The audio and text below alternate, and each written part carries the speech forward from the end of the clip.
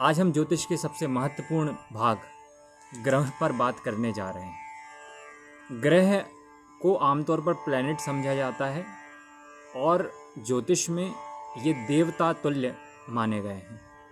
भगवान के जो अवतार हुए हैं वो भी ग्रहों के अवतार माने गए हैं। तो ज्योतिष समझने के लिए आपको ग्रहों की एस्ट्रोनॉमी के साथ साथ पुराणगत जो इनके उल्लेख हैं उसको भी समझना होगा। दोनों ही जब आपको समझ में आएंगे तब आपको ज्योतिष में बढ़त मिलेगी। इसके साथ साथ आपको संस्कृत भाषा की भी समझ होनी चाहिए, क्योंकि संस्कृत में जो ग्रहों के नाम हैं, जो भाषा में उल्लेख है प्राचीन ग्रंथों में, वो आपको सही अर्थ प्रदान करेगा। जैसे कि ग्रह शब्द का ही अर्थ है जो ग्रह ग्रस ले, जो अपने पकड़ में रखता है जीवन के तत्वों को। भगवान श्री कृष्ण गीता में कहते हैं कि इंसान अपनी मर्जी से कर्म नहीं कर रहा है, वो प्रकृति के 3 गुणों से वशीभूत होकर, क्योंकि सत्व रज और तम 3 गुणों के वशीभूत होकर कर्म कर रहा है। अगर इसे हम और विस्तार दें तो नवग्रह भी हमारे 3 गुणों के अंतर्गत आते हैं, जो हम आगे चर्चा करेंगे, सात्विक, राजसिक और तामसिक। तो इस तरीके से संस्कृत भाषा की जानकारी भी ज्योतिष को समझने में, ग्रहों को समझने में मददगार होती है। इसके साथ ही जो गति कर रहे हैं, ग्रह गति कर रहे हैं, तो जीवन की जो गति हो रही है वह भी ग्रहों से हो रही है।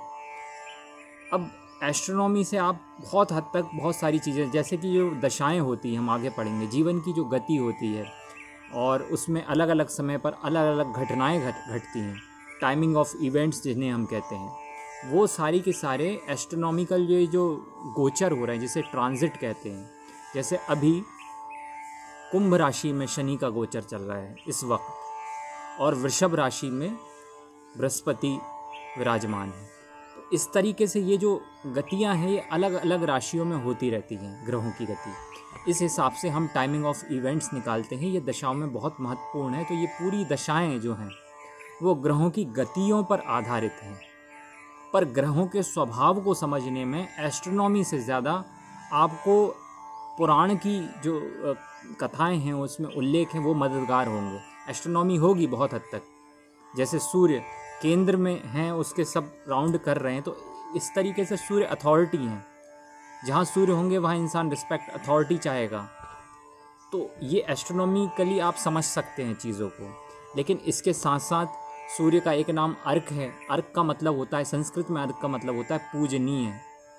अब एस्ट्रोनॉमी में आपको मतलब क्या पूजनीय से आप नहीं समझ पाएंगे। एस्ट्रोनॉमी आपको ये नहीं बता पाएगी कि पूजनीय का क्या रोल आएगा सूर्य का। तो पूजनीय तो वैसे वो केंद्र पे आ गए, पूजनीय है, लेकिन अर्क नाम जो संस्कृत में दिया गया है शास्त्रों में, पुराणों में, वो क्लियर बता रहा है कि भाई जहाँ भी सूर्य होंगे इंसान को वहाँ रिस्पेक्ट मिलेगी, पूजनीय होगा वो उस क्षेत्र में।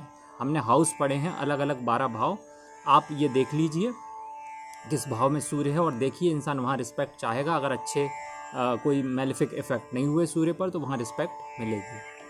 तो ग्रहों को समझने में मैं आपको ये भी बताना चाहूँगा कि विज्ञान जो है, विज्ञान भी एक परंपरा के आधार पर डेवलप हुआ है। ऐसा नहीं है कि आइंस्टाइन ने या न्यूटन ने रातों रात, उनका दिमाग ही इतना विकसित हो गया था कि रातों रात उन्होंने खोज कर दी। उन्होंने भी स्कूल में जाके पढ़ाई की, पुराने वैज्ञानिकों को पढ़ा, फिर आगे बढ़े।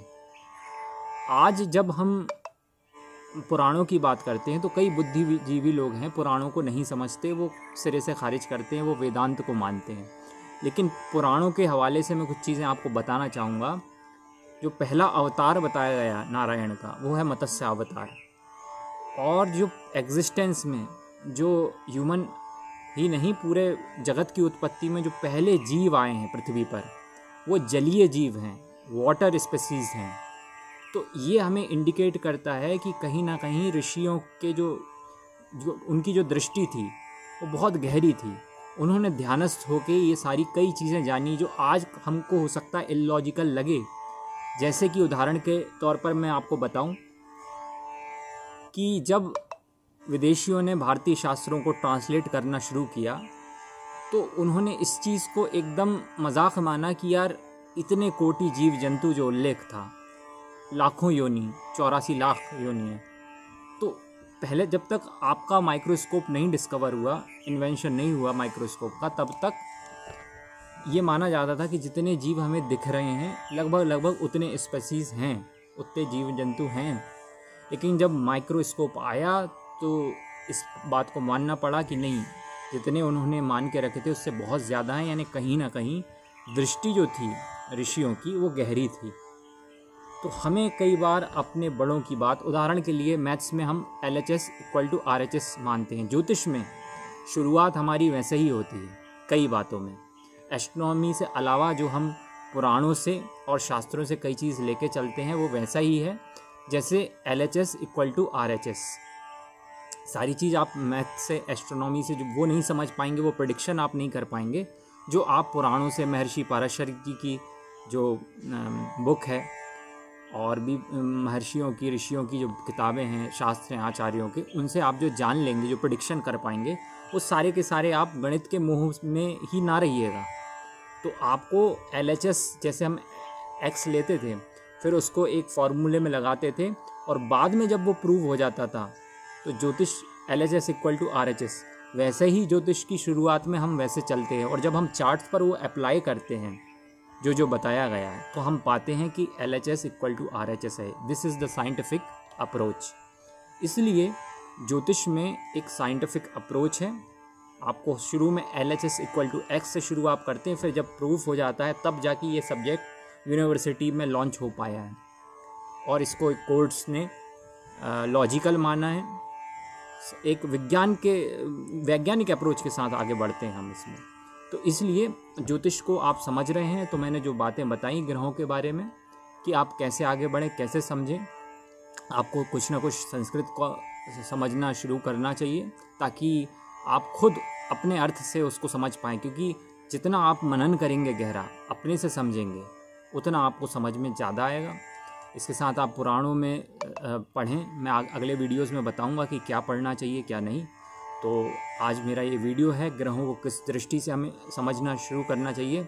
अगला जो वीडियो है वो सूर्य पर है, जो पहले ग्रह हैं, ग्रहों के राजा हैं। इस तरीके से हमारी ग्रहों की जर्नी अब शुरू हो रही है। नमस्कार, जय श्री राम।